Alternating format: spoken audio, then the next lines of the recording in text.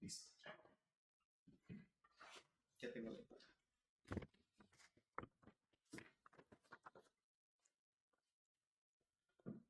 Listo, ya tengo la transmisión. Pero debería.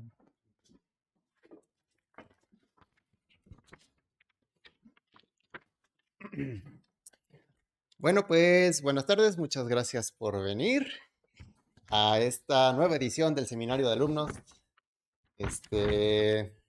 y aquí en el Centro de Ciencias Matemáticas, para los alumnos de la Universidad Michoacana de San Nicolás de Hidalgo, claro. Hoy tengo el placer de presentarles a Ibar Kawaya Condori. Ibar es licenciado en Matemática Pura por la Universidad Mayor de San Andrés de La Paz, Bolivia. Desde sus estudios de licenciatura mostró un gran interés por la geometría diferencial y la teoría de variedades riemannianas. Como parte de su formación académica, realizó un proyecto de grado basado en un artículo de Robert Bryant sobre superficies de curvatura media 1 en el espacio hiperbólico, trabajo que fortaleció su interés por la geometría riemanniana y sus conexiones con otras áreas de la matemática. Ibar es muy geómetra entonces. Actualmente está en el último semestre de la maestría del posgrado conjunto en Ciencias Matemáticas de la UNAM y la Universidad Michoacana. Y trabaja bajo la asesoría del doctor Carlos Osvaldo Osuna Castro en la caracterización de solitones Casi-Ricci en productos torcidos semi-riemannianos, los cuales constituyen soluciones especiales del flujo de Ricci. Sus principales intereses de investigación son geometría riemanniana y topología algebraica. Y hoy nos va a hablar de algo muy interesante. Así que, adelante, Ibar. Bueno, primero voy a poner el título de qué es lo que les voy a hablar. Creo que no lo mencionaron. Pero yo les voy a hablar de... En sí les voy a hablar sobre uno de los problemas del milenio. En realidad son 7 problemas del milenio, pero el único resuelto a la fecha es la conjetura de Poincaré, ¿va? Y me voy a centrar en 3 conceptos que fueron utilizados para su demostración. ¿Va? Esos 3 conceptos son, primero, la curvatura. Les voy a hablar un poco sobre la curvatura desde el punto de vista de la geometría riemanniana. Luego vamos a hablar un poco sobre los flujos de Ricci, que es un concepto dentro de la topología diferencial. Y por último, un poco de topología algebraica, que es el concepto de cirugía. ¿Ve? Y por ahí en el título de la plática decía como que un enfoque a la conjetura de Poincaré. Es decir, la plática, la conjetura de Poincaré. La plática va a ser básicamente dividida en como 2 partes y media, 2 partes y un poquito más. La primera parte les voy a explicar sobre qué dice la conjetura de Poincaré, de dónde nace, cuál es, dónde, digamos, fue formulado por primera vez. Vamos a entender un poquito qué es lo que quiere decir.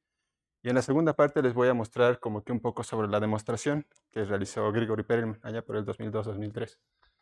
Y por último, nada más como que una pequeña partecita, como que les voy a decir al final qué tiene que ver esto con lo que estoy haciendo en la maestría. ¿No? Al final tiene que ver con esto de acá, con los flujos de Ricci, pero más adelante les voy a mencionar. Entonces, podría decirse que todo comienza en el año 1895, cuando Henri Poincaré publica un paper llamado Análisis Situs, esto por Henri Poincaré.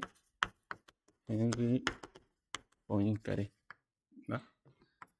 En este artículo lo que hace Henri Poincaré básicamente es establecer los fundamentos de la topología. De hecho, podría decirse de la topología moderna, porque él ya hablaba sobre los grupos de homología, el grupo fundamental, hablaba de variedades, hablaba de homeomorfismos, ¿no? Entonces, nada más por mencionar algunos, habla de variedades, habla del concepto de homeomorfismos, él ya lo maneja muy bien. Habla de los grupos de homología, y también ya habla sobre el grupo fundamental. Grupo fundamental. Lo voy a dejar así. ¿Va? Después de publicar este artículo, sigue publicando otros 5 artículos que son como conocemos los 5 complementos de Poincaré. Entonces, después de esto, publica unos 5 complementos en donde, digamos, va refinando algunos conceptos que tiene aquí, que va manejando. Va haciendo ciertas pruebas y error, va corrigiendo su trabajo, hasta que en el año 1904 se concentra a estudiar las 3 variedades, que es donde aparece por primera vez la conjetura de Poincaré. Entonces aquí déjenme anotar. Aquí empieza a estudiar las variedades, se enfoca en estudiar las variedades de dimensión 3. Aquí en este artículo. ¿Va? Entonces, un poquito sobre la historia de quién lo plantea y dónde aparece por primera vez. Aparece aquí. Entonces, los espacios donde trabaja Poincaré, los más interesantes, digamos, son las n-variedades. Entonces, voy a tratar de no ser formal, no voy a hacer definiciones ni nada. De hecho, la plática está como que pensado hacer casi la mayoría de los conceptos con dibujitos. Y eso es lo bueno de la geometría y la topología, que casi varios de los conceptos lo puedes explicar o entender gráficamente, por más de que tengan dimensiones muy, muy grandes, ¿va? Entonces, una n-variedad, ustedes piénsenlo como una superficie de dimensión n. Es decir, ustedes conocen superficies como la esfera, el paraboloide, ¿no? El hiperboloide, etc. Esos son ejemplos de superficies en dimensión 2, son bidimensionales. Al generalizar ese concepto aparece la noción de n-variedad. ¿Va? Eso lo generaliza Riemann, pero no voy a hablar de eso. Ustedes básicamente, imagínense, para ser un poquito formal ahora, con dibujitos, imagínense un espacio topológico. Para los que son un poquito de variedades, le pedimos que sea segundo numerable y Hausdorff, de tal manera que para cada puntito vas a encontrar una vecindad que se pueda mapear homeomorfamente a un abierto de algún euclidiano, ¿va? De un Rn. Y estas aplicaciones vamos a llamar X y este U, por ejemplo. Si juntas todas, es decir, para cada puntito tienes una vecindad que se puede mapear mediante una aplicación a un abierto. Eso es para cualquier puntito que te tomes aquí. Si te tomas otro puntito, vas a tener otra vecindad que se mapea y así. Luego los matemáticos dicen que por esta definición, pues una variedad es algo que localmente se puede ver como un abierto de Rn, ¿va? Por ejemplo, una variedad en dimensión 2, ¿no? Una esfera es una variedad bidimensional, localmente es un abiertito, un disco. Pero, por ejemplo, ¿qué pasa con el cono? ¿No? Un no ejemplo, diríamos, en dimensión 2, pues es, por ejemplo, un conito. ¿Va?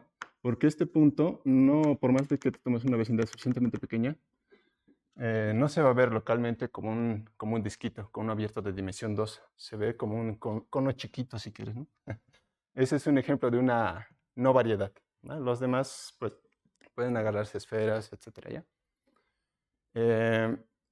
De momento lo vamos a pensar que todo es topológico, ¿va? Luego lo vamos a echar el cálculo ahí y vamos a hacer geometría diferencial. De momento todo es nada más variedades topológicas, si quieren. Con esta definición, como son espacios topológicos, lo que uno quiere es, de hecho, uno de los objetos de estudios es ver cómo son tus espacios topológicos, qué forma tienen. Lo ideal sería como que ver qué forma tienen de manera global, ¿ya? Y para hacer ese tipo de estudios, pues ya lo hicieron. Si nos centramos en algún tipo de variedades, por ejemplo, comenzamos con dimensión 1. Las únicas variedades que vas a tener, es decir, uniendo abiertitos de dimensión 1, son, puedes pensar la recta real o la línea recta. Vamos a poner línea recta o el circulito, ¿va? El círculo que lo denotamos con S1, ¿va? Esas son tus únicas variedades en dimensión 1, sin frontera, ¿no? Porque hay otros, los intervalos cerrados o los semiabiertos, esos tienen frontera. Entonces, nada más nos concentramos en esta. Tenemos estas dos. Y de estas dos, la única que es cerrada, pues es esta. Esta es la única variedad en dimensión 1 que es cerrada, ¿no? Por ejemplo, entonces si te preguntan cuál es la única variedad de dimensión 1 cerrada, pues es esta, la única, ¿ya? Módulo o homeomorfismos, ¿no? Puedes tener una más grande, más chiquita, etc. ¿Qué pasa en dimensión 2? Ocurre algo similar. Ya se trabajó para dimensión 2 también. Y aparece por ahí un teoremita que le llaman el teorema de clasificación de superficies, que te dice que, a ver, para dimensión 2, te dice que si te tomas las superficies cerradas, orientables, conexas, vas a tener la siguiente lista. La más sencilla es la esfera bidimensional, ¿ya? Este es el S2, esta es la esfera.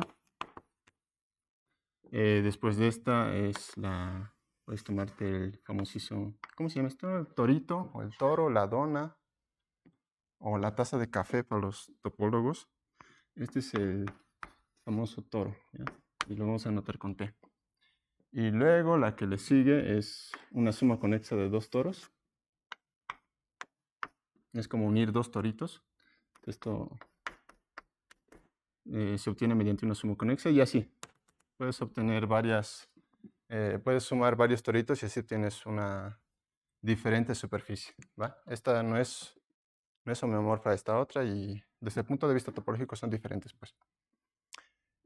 Lo curioso en al menos esta dimensión es que si te tomas, por ejemplo, un lacito, me voy a tomar un puntito P.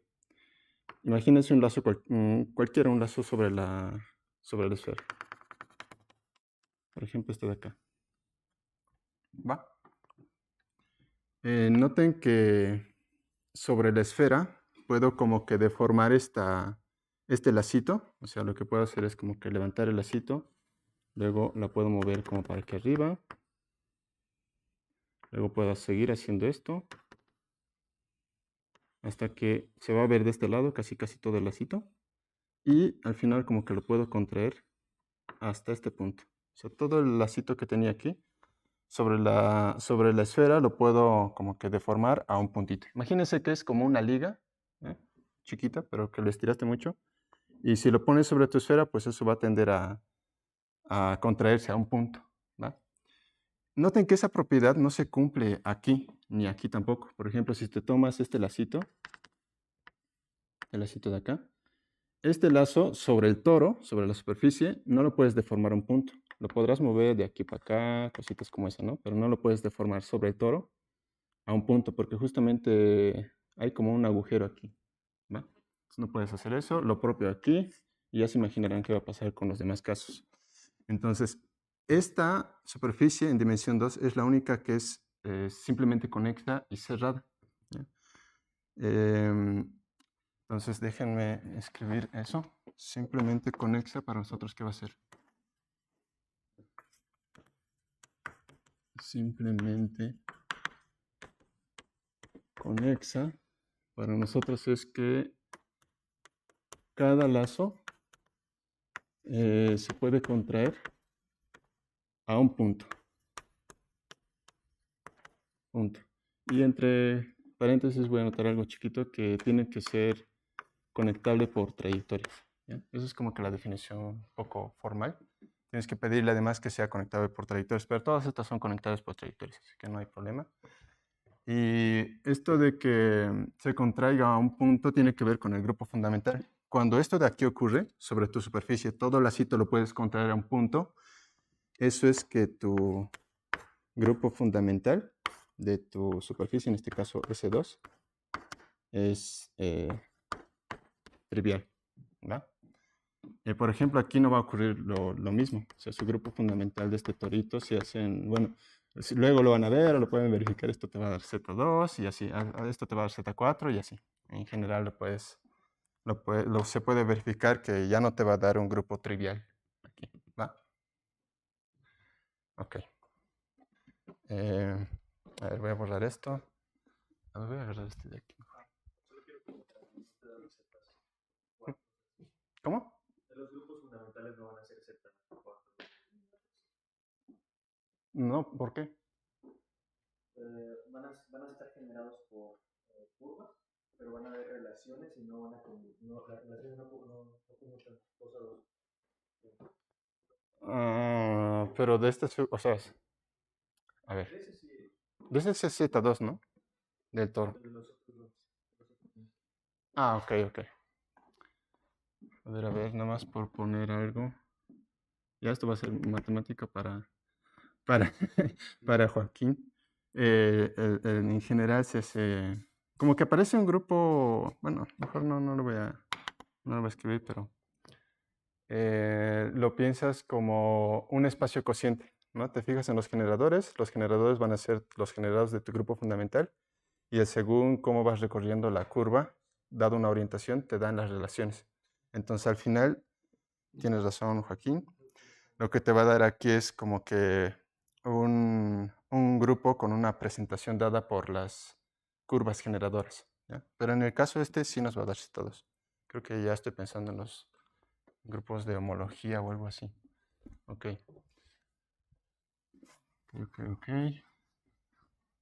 Tenemos eso. Eso es en dimensión 2. Ok. Entonces lo que Poincaré quiere hacer es clasificar la tres esfera. ¿Va? La tres esfera pues la puedes pensar como los puntos x1, x2, x3, x4 que están en R4, tal que la suma de todos estos al cuadrado te da un... Es como que la definición que por lo general uno ve en un curso de cálculo y demás. Hay una primera conjetura que Poincaré tiene. ¿Ya? Lo primero que arroja no es la conjetura de Poincaré. Él estudia más en su quinto complemento los grupos de homología. Y la primera conjetura que tiene antes de la conjetura de Poincaré tiene que ver con los grupos de homología. Los grupos de homología, a grandes rasgos, tienen que ver con los bordes o las fronteras de tus superficies. Por ejemplo, este de aquí sería homológicamente trivial porque es el borde o la frontera de una superficie compacta, ¿no? Entonces esto tiene que ver con la homología. No en todas las dimensiones se ve así, ¿no? Pero tiene que ver en sí con fronteras de ciertos objetos, por decirlo así. ¿Va? Entonces la primera conjetura que tiene Poincaré,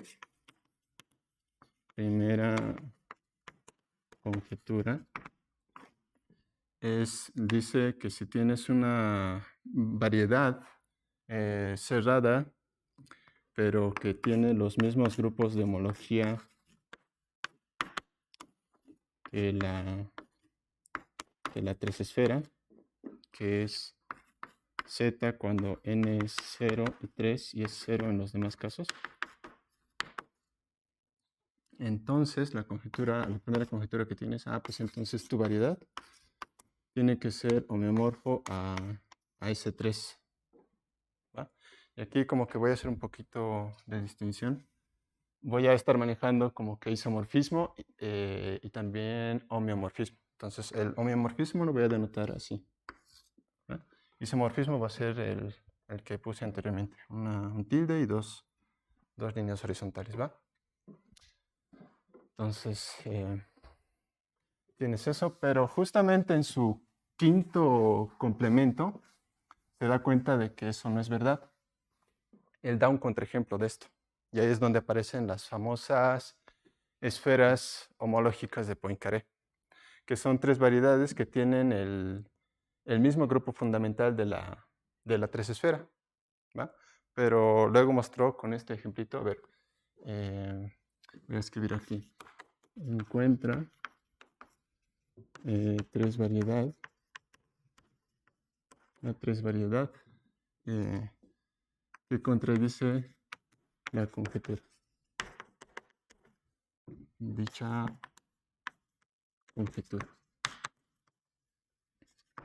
Luego aparecen como que varios ejemplos. Uno de los ejemplos un poquito entendible es la que se construye de la siguiente manera. Es como un espacio cociente. Te tomas un grupo, no voy a ser tan específico con este grupo, pero es un grupo que es un subgrupo al final de SU2, ¿va? Tiene que ver con el grupo alternante en 5 letras. Se llama el grupo binario icosaédrico, si no me equivoco. Si haces actuar este grupo sobre S3, ¿va? Sobre S3, resulta que este es propiamente discontinuo y actúa libremente. ¿Ya? Sea lo que sea esas dos cositas.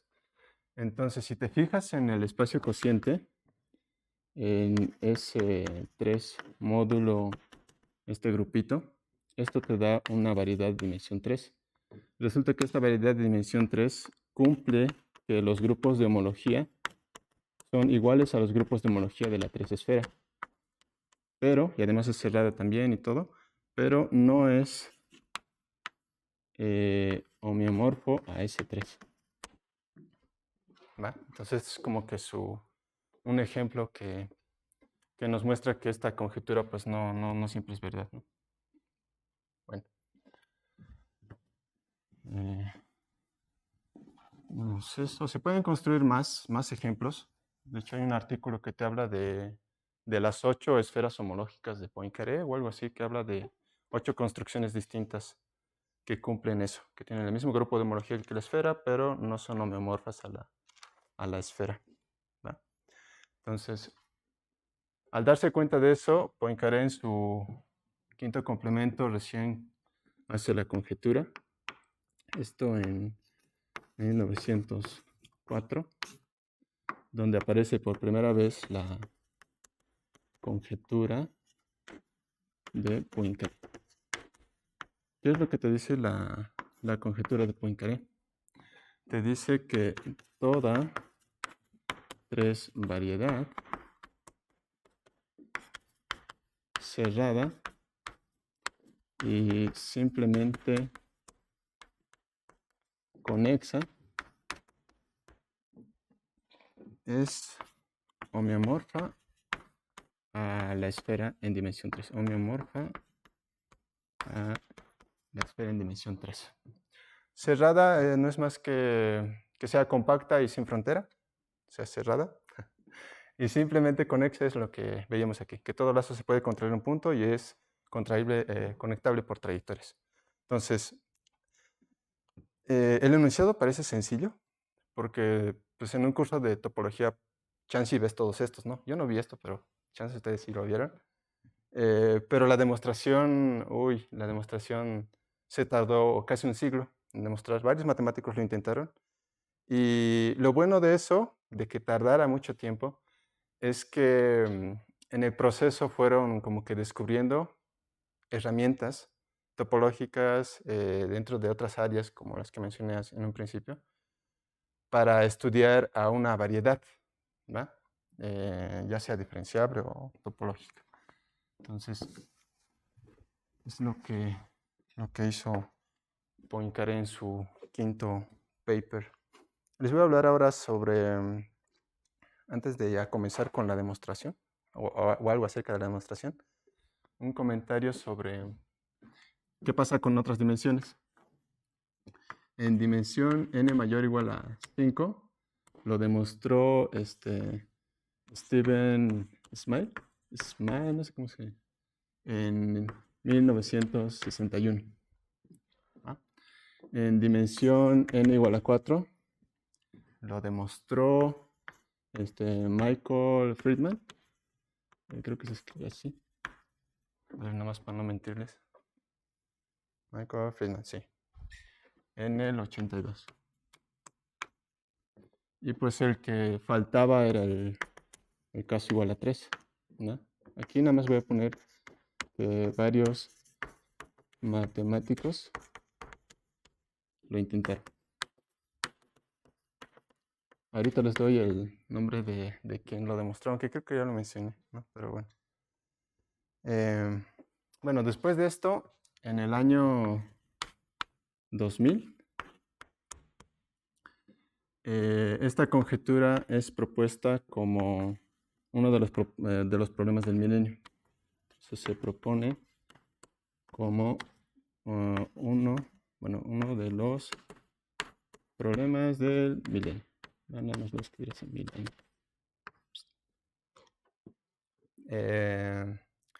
El Instituto Clay de Matemáticas fue quien propuso 7 problemas complicados para motivar a la comunidad matemática justamente a desarrollar más herramientas matemáticas, digamos. El instituto premia a todo aquel que resuelva un problema con $1.000.000, ¿no? Entonces, pues de alguna manera como que sí motiva, ¿no? Aunque es la última manera que se te puede ocurrir para ganar $1.000.000. Ok. Lo sorprendente fue que poco después, en el año 2002, 2003, ahora sí les digo el nombre, aparece un matemático ruso, Grigori Perelman, quien hace la demostración básicamente de la conjetura de Poincaré en 3 artículos. Él lo que hace es publicar como que sus demostraciones en Archive, así en internet, libre. Solo que pues nadie le entiende, ¿no? Porque utiliza como que herramientas nuevas o digamos complicadas, pues, de distintas áreas. Entonces, él los publica así en internet como para que todo el mundo lo vea, pero pues el mundo no lo entiende todavía. Entonces, para la demostración, voy a ahora hablarles un poco sobre la demostración de Grigori Perelman. Él utiliza herramientas de geometría riemanniana, análisis, ecuaciones diferenciales, topología algebraica y topología diferencial. Entonces voy a hablarles, bueno, la idea es como que combinar esas áreas y dar con la demostración. Les voy a contar cómo es que se junta todo esto, ¿va? Entonces primero déjenme comenzar con algo de geometría riemanniana, que es en donde me voy a concentrar un poquito más porque yo trabajo ahí. Entonces voy a hablarles un poco sobre geometría riemanniana y déjenme hablarles sobre la curvatura. ¿Va? Primero les voy a hablar sobre la curvatura en dimensión 1, es decir, qué pasa con la noción de curvatura para curvas. ¿Va? La curvatura es una noción, desde mi punto de vista, como que se entiende, sin que ustedes sepan matemáticamente, pues entienden qué es curvatura, ¿no? Eso es como que raro. Hay 2 maneras de ver la curvatura. De hecho, ahorita como que se me ocurren 4.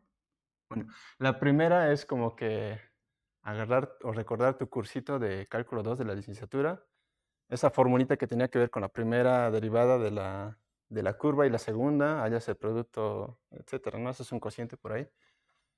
Pero luego entras en un curso de geometría diferencial y te das cuenta que eso como que se puede mejorar la formulita. Y se puede mejorar justamente pidiendo que tu curva, entonces tu curvita, sea parametrizada, decimos así, parametrizada, no por cualquier parámetro, sino por el parámetro de longitud de arco. Que es equivalente a pedir que la norma de la primera derivada sea constante igual a 1 en todo momento. Este es el parámetro de longitud de arco, ¿no? Parámetro de longitud de arco. Vamos por poner algo. ¿Va? Entonces lo que tienes, o la manera en que uno hace para medir la curvatura, en curvas planas es, te tomas una curvita, no sé, puesto de acá, que la voy a pensar que la estoy recorriendo en este sentido. ¿Va? Esta es mi curvita alfa, la pueden pensar como una curva de un intervalo a R2 diferenciable. Al menos te basta con que sea C2, pero para que todo fluya bien en geometría diferencial pedimos que todo sea diferenciable, sea infinito y así te evitas de especificar, ¿no? En qué casos sí, en qué casos no. Entonces, dada esta curvita, como el vector, ¿cómo se dice esto? La rapidez o la norma de tu vector velocidad es constante igual a 1. Eso en particular te dice que es distinto de 0 en todos los puntos. ¿Ve? Como es distinto de 0, siempre vas a tener un vector tangente. Ya le voy a llamar t. A la primera derivada. Siempre vas a tener un vectorcito tangente. Aquí también un vector tangente. Aquí un vector tangente y demás. Dado esta condición, esto al final quiere decir, bueno, no es lo mismo, pero esto al final es equivalente a pedir que la derivada en producto interior consigo mismo sea igual a 1. ¿Va? Porque esto es la norma. Entonces, puedes aplicar la primera derivada a ambos lados, es decir, hallar la derivada de esta ecuación, y te va a dar 2 veces el producto interior de la segunda derivada con la primera derivada, igual a la derivada de 1, pues que es 0. Lo que te está diciendo esto es que el vector segunda derivada es ortogonal a tu vector tangente. Y es donde aparece como que el vector normal. Entonces, para cada punto, bueno, para cada punto tienes tu vector tangente y siempre puedes elegir un vector normal en ese punto. Vector normal. Y como que al final lo que te va a medir la curvatura es esto de acá. Pero está en dirección del vector normal. Aquí este vector normal lo elegimos de tal manera que el vector tangente y el normal forman una base positiva. ¿Va? Entonces, la curvatura es es un escalar que ahorita va a aparecer. Es cuando tú te tomas la derivada del vector tangente con respecto a S, según esta formulita, esto es la segunda derivada, ¿ve? Va a apuntar en dirección de la normal. Es decir, va a ser un escalar por un normal. Ese escalar justamente es la curvatura de una curva. ¿Va? Otra manera que a mí, desde mi punto de vista, igual es un poco más sencilla de entenderla, es tomarse la variación del vector tangente con respecto al ángulo. Es decir, si te tomas ahora una curva, te tomas un vector horizontal, el canónico pueden pensar el I, y te fijas en los ángulos que va formando tu tangente con este vectorcito. Este sería, bueno, un ángulo determinado para ese tiempo. Aquí estaría de nuevo tu vectorcito, te tomas tu tangente, tendrías otro ángulo, de tu tangente y demás. Entonces, la curvatura también lo puedes medir como la variación del ángulo con respecto a ese. Es otra manera de ver a la curvatura. En sí, lo que hace la curvatura es darte una medida de cuánto tu curva se aleja de ser una recta, ¿no? Por ejemplo, si te tomas una recta, vamos a utilizar esta definición, por ejemplo. Me tomo el canónico horizontal. Noten que para cualquier punto, tu tangente va a estar sobre la recta, entonces el ángulo que se va a formar va a ser este. En todo momento va a ser constante. ¿Ve? Como en todo momento va a ser constante, su derivada aquí es igual. 0. Es la curvatura de una recta. La curvatura de una recta es 0. Y como la estás recorriendo a una rapidez constante, cuando lo hagas en una circunferencia, va a variar de manera constante. De hecho, a ver, se lo voy a poner aquí. Si tomas una circunferencia, en ese caso la variación va a ser constante y va a ser constante igual a 1 sobre r. ¿No? Esto lo que te dice es que si tu radio es muy, muy grande, la curvatura tiende a ser chiquita. Y si tu radio es chiquito, pues la curvatura va a tender a ser grande. Como en el planeta Tierra, ¿no? Tiene un radio grande en comparación a lo que percibimos. Y eso pues hace que localmente todo se vea plano. ¿Va? Ahora vamos a utilizar esta noción para hablar de la curvatura en dimensión 2. Y luego esa la vamos a ocupar para hablar de curvatura en dimensión n. Entonces, bueno, voy a borrar esto. ¿qué pasa en dimensión 2? En dimensión 2 también podemos medir la curvatura y se hace de la siguiente manera. Entonces, dimensión 2, te tomas una variedad, una superficie de dimensión 2, y la vamos a pensar dentro de R3. La geometría clásica, la diferencial, se estudia como un subconjunto de R3, ¿no? Entonces, en ese caso, lo que uno ve es que para la curvatura, por ejemplo, si quiero la curvatura en este puntito, lo que uno hace es, primero siempre puedes encontrar tu espacio tangente, ¿no? Porque es una variedad diferenciable. Entonces, a este plano tangente le puedes hallar un vector normal. Y en este punto te puedes fijar en una dirección dentro del espacio tangente. El espacio tangente es este. Entonces, por ejemplo, fíjense en esta dirección. A este vectorcito lo voy a llamar B. Noten que si ahora te agarras el plano formado por el normal y este vectorcito, te va a dar un plano así. Ojalá que me salga el dibujito. Bueno, más o menos.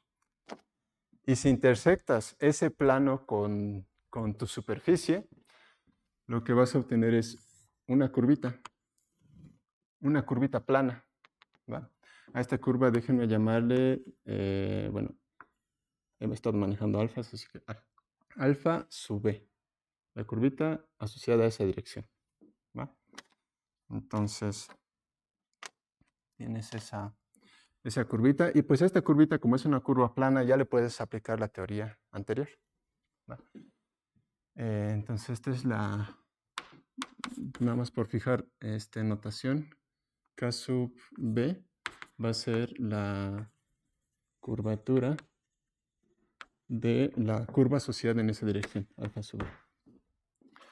Resulta que si te fijas en todas las direcciones posibles, porque hay un buen, ¿no? Hay muchas direcciones aquí. En una curva, pues nada más tenías una o la otra, pero aquí son muchas direcciones. Resulta que si te fijas en todas las direcciones, hay una dirección donde se va a curvar más y hay otra dirección donde se va a curvar menos.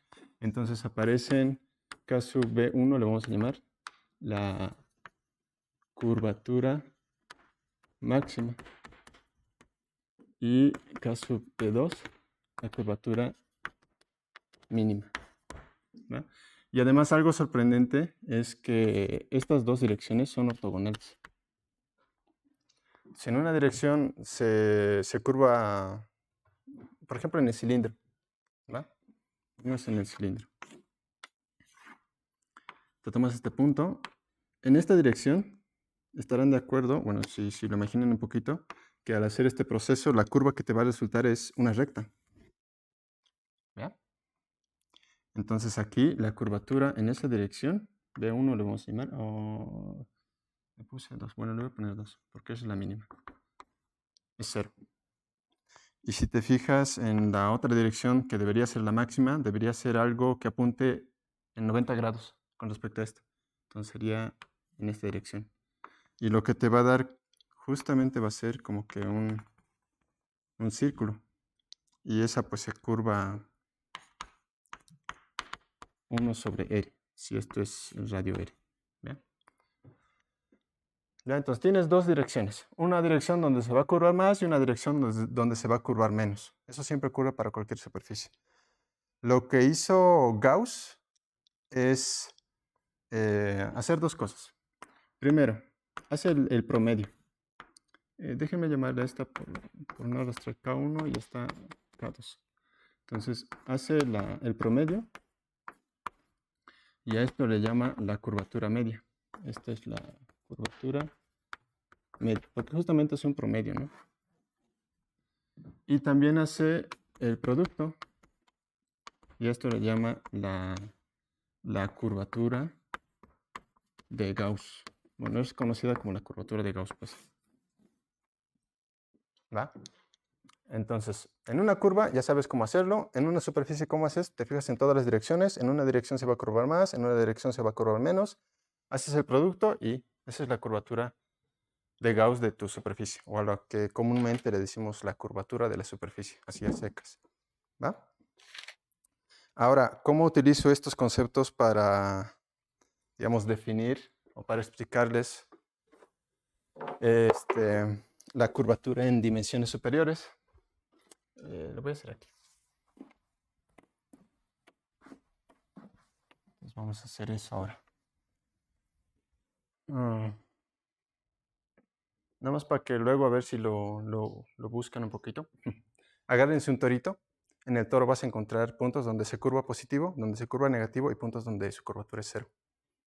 Nada más para darles una idea de que no todas las superficies tienen curvatura constante. ¿Va?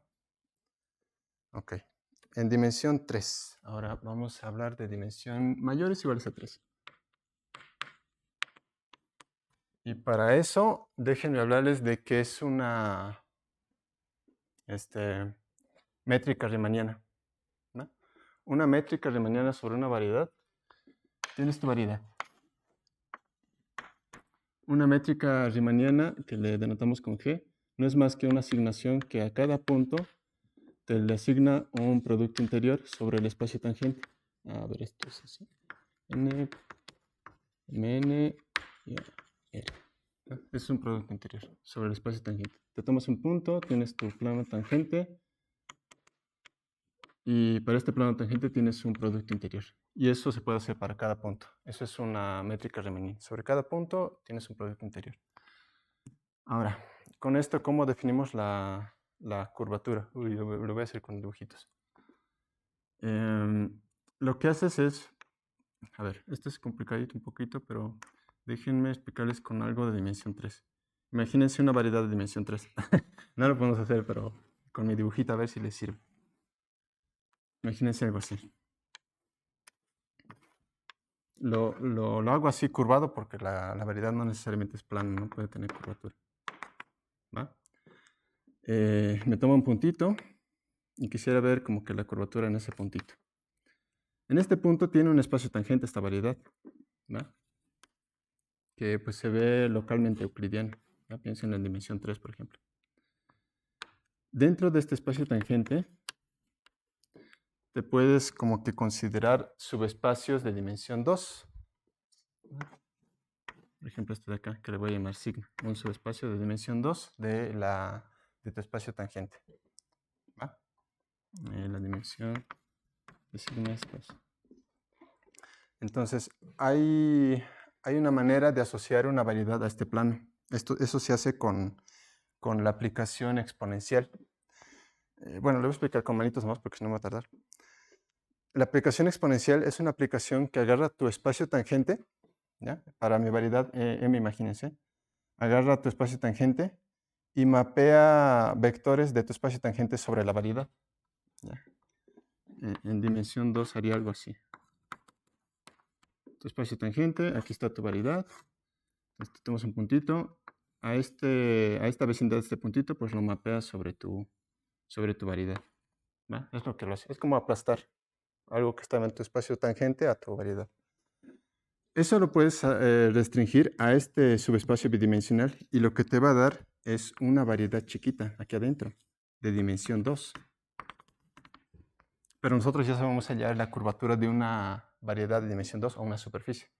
Entonces la curvatura seccional, le decimos, no es más que la curvatura de Gauss de esta superficie que déjenme llamarle S sub sigma. Gauss de S sub sigma. Esa es la curvatura seccional. ¿Ah? No es más que la curvatura de Gauss, pero construido de esa manera.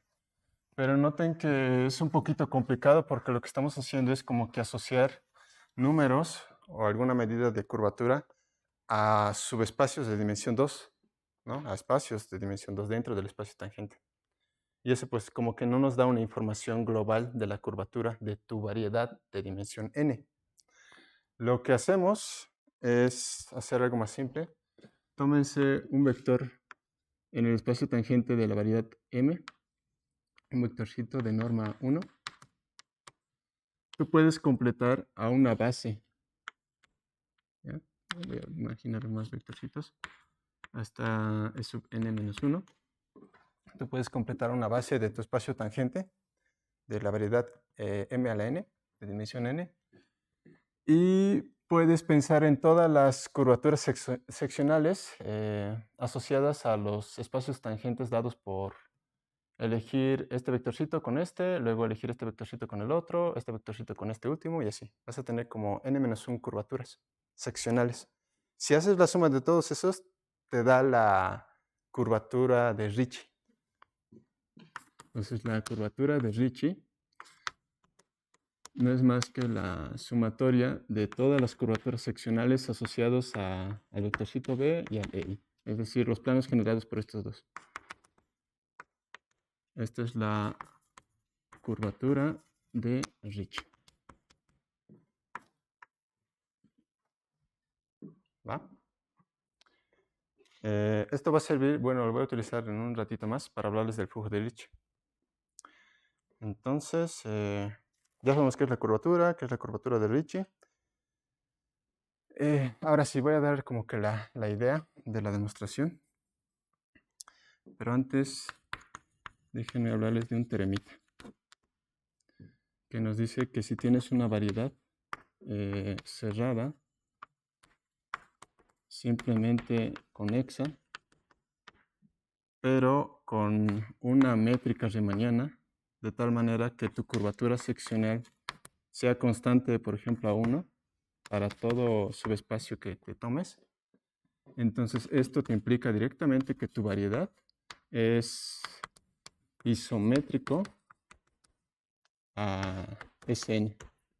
¿No? Isométrico es que es difeomorfo y además preservan la métrica. ¿Va? O sea, por eso es isométrico, tienen la misma medida. Entonces, la idea de Perelman es que si tú partes con una variedad, olvídense primero de la métrica riemanniana, tú partes de una variedad cerrada, simplemente conexa, al menos en dimensión 3, todas las variedades topológicas resultan ser variedades diferenciables, se puede mostrar en dimensión 1, 2 y 3. Entonces, le puedes, digamos, asociar una estructura diferenciable, y con esa estructura diferenciable, de manera local, se puede construir una métrica. ¿Va? En resumen, a lo que voy es que si tienes una variedad cerrada simplemente conexa, siempre puedes construir una métrica. Pero el detalle es que esa métrica pues, no necesariamente se va a portar bonito. No necesariamente con esta métrica vas a tener curvatura seccional constante. Entonces, como que uno lo que quisiera es intentar suavizar la curvatura con la métrica que tengas. ¿Va? Y ahí es donde aparecen los flujos de Ricci. Antes de mencionarles el flujo de Ricci como tal, les voy a hablar sobre la ecuación del calor. La ecuación del calor tiene todo que ver con los flujos de Ricci. De hecho, de ahí es de donde como que se motiva, pues. Entonces, ahora les voy a hablar sobre la ecuación del calor. Para eso, imagínense una barrita. ¿no? Una barrita de, no sé, 45 grados, por decir, centígrados. Y aquí imagínense que está un cubito de 0 grados centígrados. ¿va? Este eje que me represente la posición. ¿ya? Este eje que me va a representar la posición. Y la altura o el eje Y, diríamos, me va a representar la temperatura. ¿va? Entonces, la función temperatura inicialmente podría verse algo así, ¿no? Como que aquí tiene mayor temperatura y aquí no tanto, porque esto le afecta.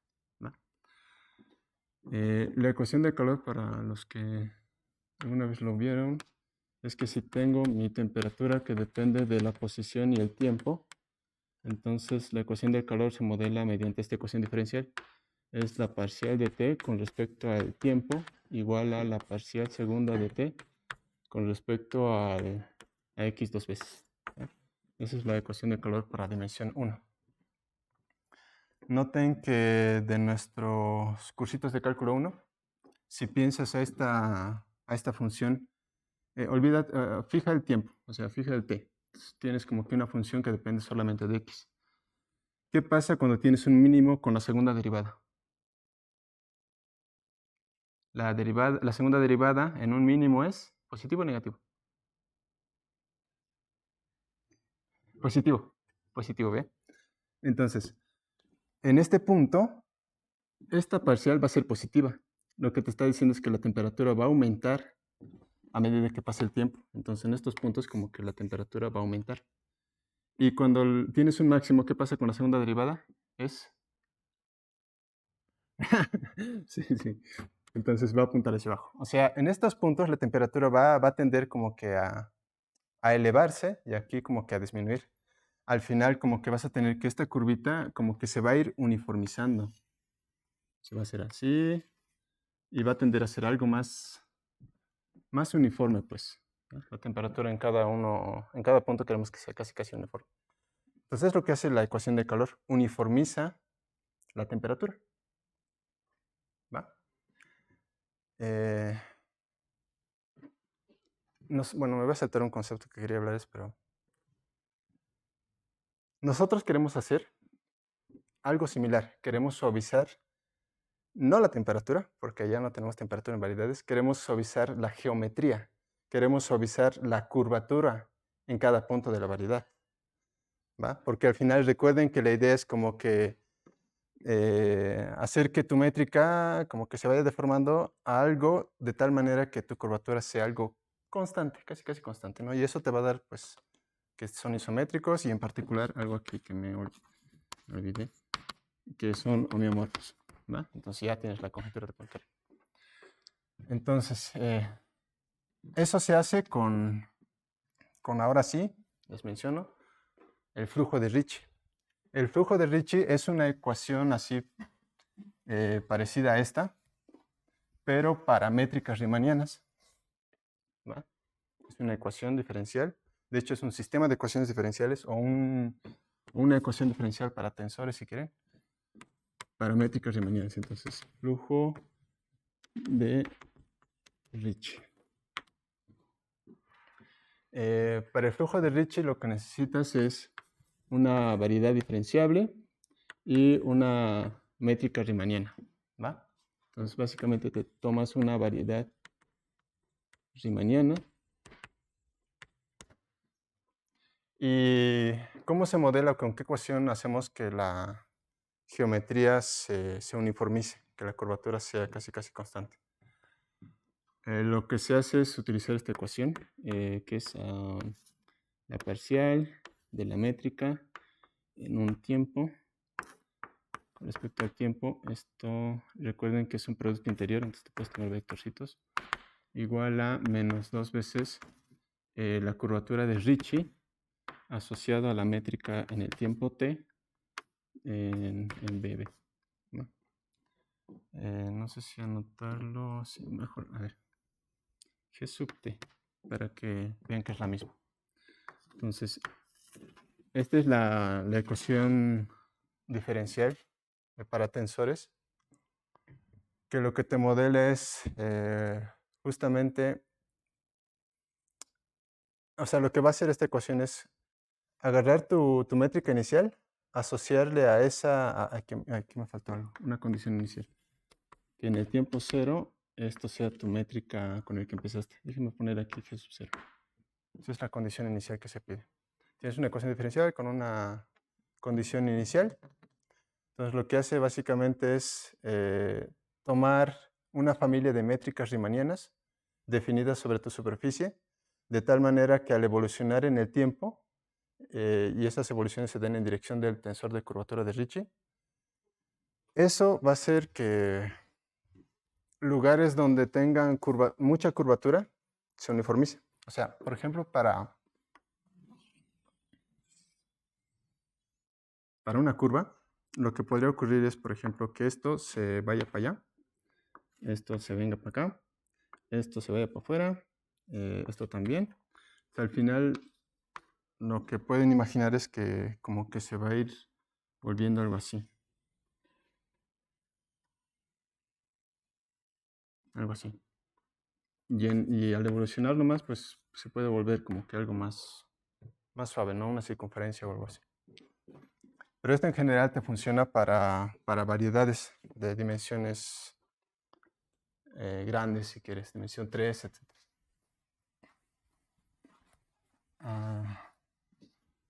Ok.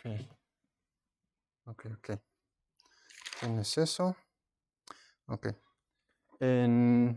En 1892, Richard Hamilton lo publica en su artículo sobre 3 variedades de curvatura de Ricci positiva.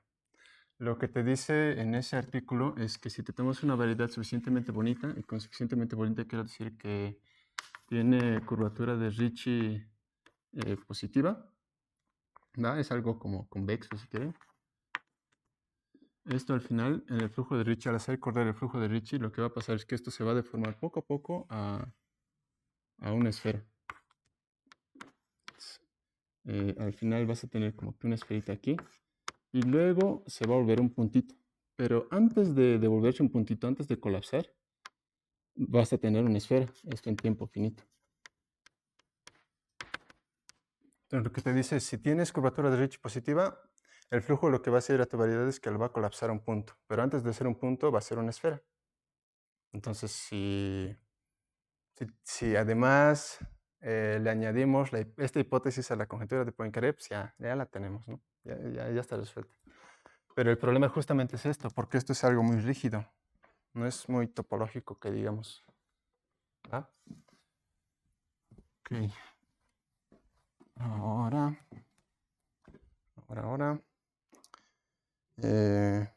Bueno, pueden ocurrir ciertos problemitas. Un problemita con este flujo de Ricci, el usual es que puedes comenzar con algo homeomorfo a la 3 esfera, pero darle una métrica de tal manera que desde el punto de vista geométrico se ve algo así. La métrica que hace esto se le conoce como Dumble metric. Es una métrica que hace que aquí tengas curvatura constante, pero aquí se vea como que un cilindro, ¿ya?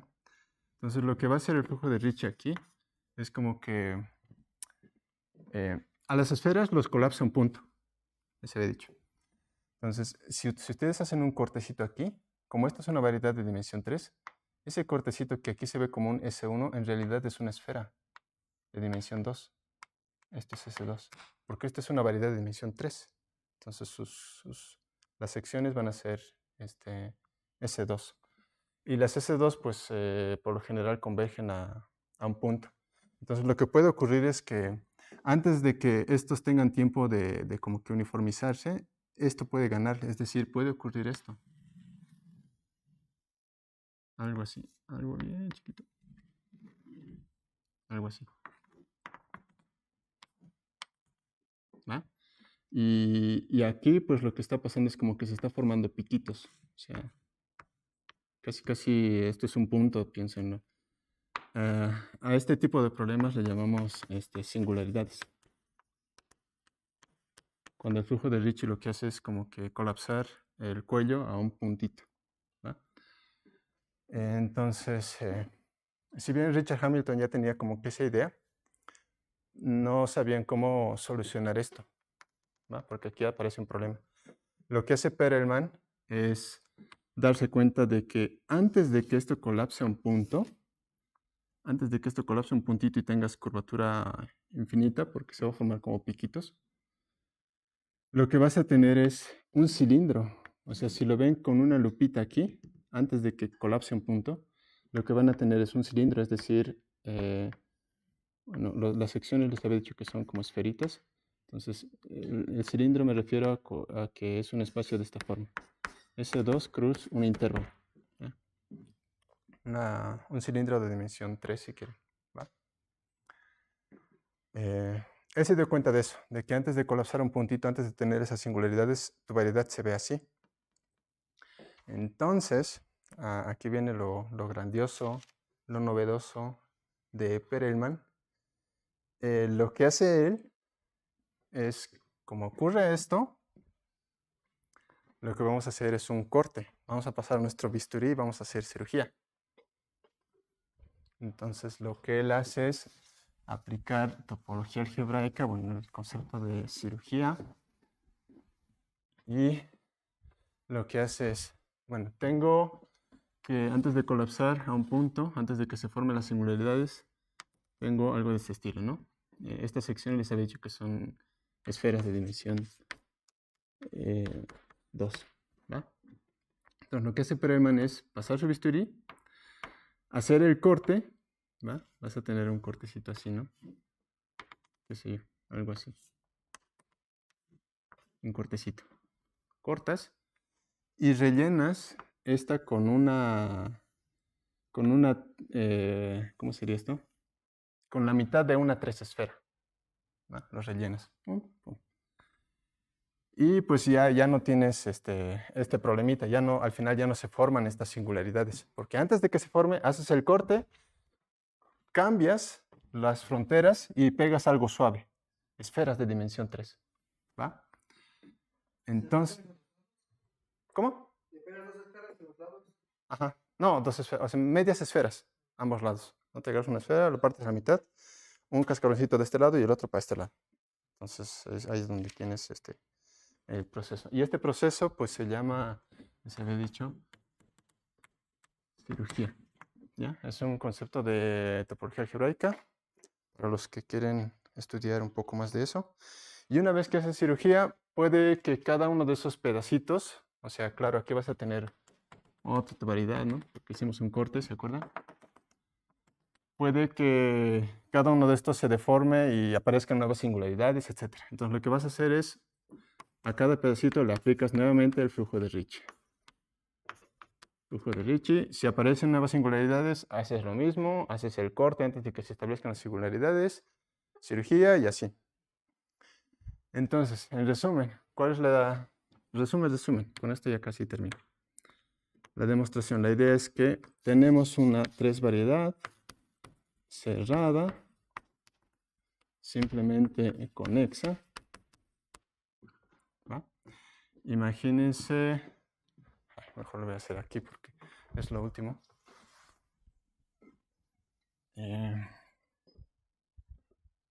Comienzas con una 3 variedad, no sé cómo puede verse, ¿ya?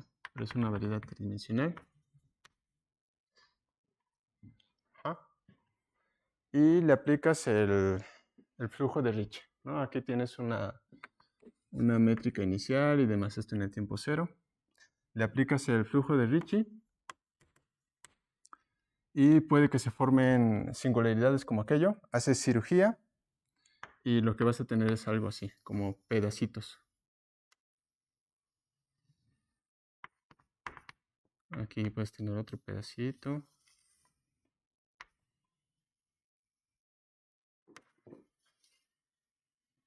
¿Va? Y así, en general, vas a tener pedacitos. Y a cada uno de estos pedacitos le aplicas nuevamente el flujo de Ricci, flujo de Ricci, flujo de Ricci. Al final, lo que se dio cuenta Perelman es que la condición esta de que sea simplemente conexa hace que, bueno, voy a poner aquí simplemente conexa. Esta hipótesis lo que hace es que este flujo, o sea, uno puede pensar, no, siempre voy a poder terminar, porque puede que apliques el flujo, luego cirugía, flujo, cirugía y cuándo termino, ¿no? Esta condición de simplemente conexa te dice que este proceso termina en un tiempo finito. Entonces esto termina en tiempo finito. Al final lo que vas a tener son pedacitos, donde cada uno de esos pedacitos son homeomorfos a 3 esferas. Y así vas a tener un buen, ¿no? Esferas, esferas, esferas. Ahora, ya sabes cómo acaba, si comienzas con tu variedad, ya sabes cómo acaba. Cómo reconstruyes, cómo haces el paso inverso. ¿Qué es lo único que falta? El proceso inverso es muy sencillo. Se ve en topología algebraica, es la suma conexa. ¿Va? Entonces, nada más te tomas, ves que al final obtienes puro circunferencia, puro 3 esferas, y pues el proceso inverso es pegarlas con la suma conexa. Entonces, finalmente, tu variedad va a ser homeomorfo a suma conexa de 3 esferas. Es decir, pueden ser cosas como esta, ¿no? No sé, aquí otra suma conexa. Lo que no puede ocurrir es algo como esto. Vamos por ponerles, esto no puede ocurrir. ¿No? ¿Por qué no puede ocurrir? Porque aquí se va a formar un lacito que no lo puedes contraer a un punto sobre ese espacio. Esto no es homeomorfo a eso. Lo que sí va a ocurrir es que tu variedad va a ser homeomorfo a una suma conexa, digamos, bonita en el siguiente sentido, que va a ser como arbolitos, ¿no? Podrían decir ustedes también, los de otras áreas. Ok. Algo por aquí, no sé. O sea, algo que no tenga ciclos o, ¿cómo diríamos? Pues donde no puedas poner una curvita cerradita, ¿no? Como de este de acá. O sea, va a ser como una especie de arbolitos donde piensen que estos son vértices, aristas y demás. Ya no pueden formarse bucles. Pero al final esta suma conexa te va a dar una sola esfera, ¿verdad? Entonces así es como Grigori Perelman demuestra que bajo esas condiciones de que tu variedad es cerrada y simplemente conexa, al final con cirugía, flujos de Ricci, puedes mostrar que tu variedad tiene que ser homeomorfa a S3. ¿No? Y pues es lo que les quería platicar. No sé, creo que ya me pasé de tiempo. Okay. Es lo que les quería platicar. Gracias. Agradecemos. ¿Alguien tiene alguna pregunta para Ibar? Sí, regresando a lo de curvaturas, Ujú. mi pregunta es si se puede definir la curvatura para una variedad no diferenciable. Como, bueno, por ejemplo, se me ocurre la función de Weierstrass.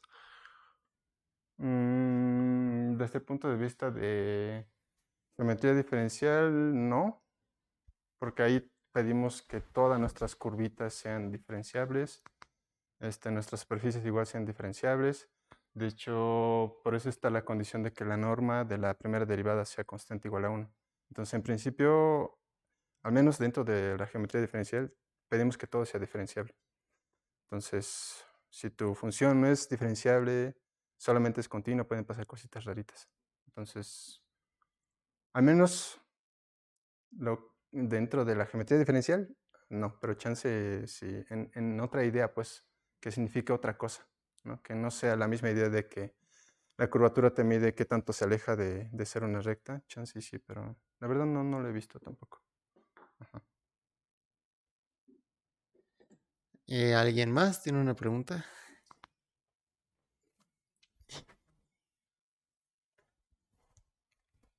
Tú dijiste que cuando es simplemente conexa termina, pero lo de cirugía se puede hacer, tengo entendido que se puede hacer parado. En general, cualquier otra test variedad que sea bonita, ¿no? ¿Y aquí, ahí qué sucede? O sea, lo de estar separando, pensando en el esto de geometrización, de este teorema, de que se separan. Ajá, La la conjetura de teorema de... geometrización de Ajá, Thurston. ajá, ese. Ah, sí. ¿Ahí qué ocurre? Bueno, Ya no termina en tiempo no quería meterme con eso, infinito. ya que tocaron el tema. Perelman lo que hace es demostrar un resultado más general. No demuestra solamente la conjetura de Poincaré. Yo quise como que centrarme en eso porque si no, la práctica va a hacerse más amplia. Hay cositas que Chansey necesita especificar también.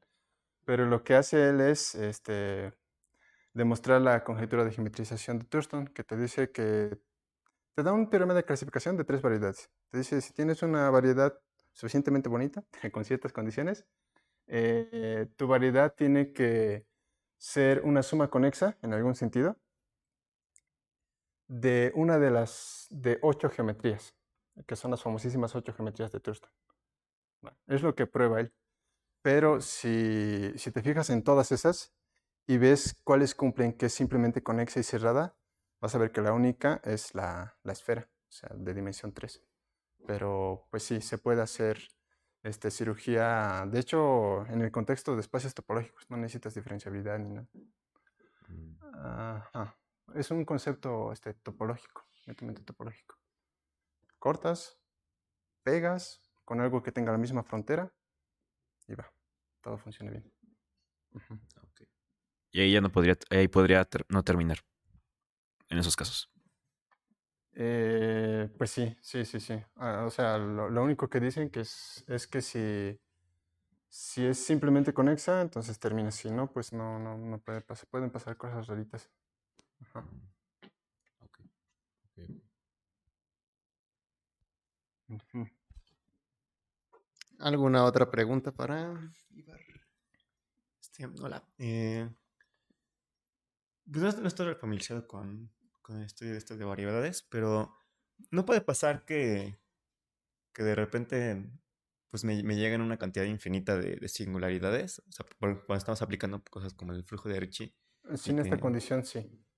Ah, ok, o sea, únicamente cuando es simplemente conexa y todo es Ajá, finito, ¿no? todo O sea, funciona bonito. Ajá, ah, ok. ajá. Sí, Ahí sí, porque... bueno, tienes un control. muy bien. Bueno, pues no más. Ajá. ¿Alguien más tiene alguna pregunta? Bueno, yo sí. Bueno, se supone que bueno, dicen que la genialidad de Perelman y bueno, y de los que trabajaron en este problema fue combinar muchas áreas, ¿no? ¿Conoces algún otro problema, algún otro teorema, solución que haya requerido muchas áreas, así combinar geometría, combinar análisis, geometría para resolver un problema? Un problema así importante, ¿no? O sea, un problema de peso, problema del milenio, ¿no? Sí, Pero digamos, algo interesante, que ya pues se haya demostrado que... ok. Este, Y que te guste, o sea, bueno, que me guste, tu ahí sí, favorito. ahí sí. Están por ejemplo, las esferas exóticas. Las esferas exóticas son variedades que son homeomorfas a ver, ajá. Son homeomorfas a una esfera, pero no difeomorfas a una esfera. Entonces ahí nuevamente utilizas topología y geometría diferencial. Utilizas fibrados, etcétera, de topología y incluso utilizas clases características y eso es algo más allá de topología algebraica también. Pero está bien chido. Entonces, yo te diría, ese es un problema muy bonito. Chance en la próxima plática. Estaría bueno. Pero sí es muy, muy interesante las esferas exóticas. Nada más por mencionar alguno, ¿no? Chance, Sí. pues, alguno conoce otro problema. ¿Alguna otra pregunta para Ibar? ¿Tenemos alguna pregunta en el chat? ¿No? Bueno, pues le agradecemos una vez más a Ibar. Y pues muchas gracias por asistir. Con esto terminamos por hoy.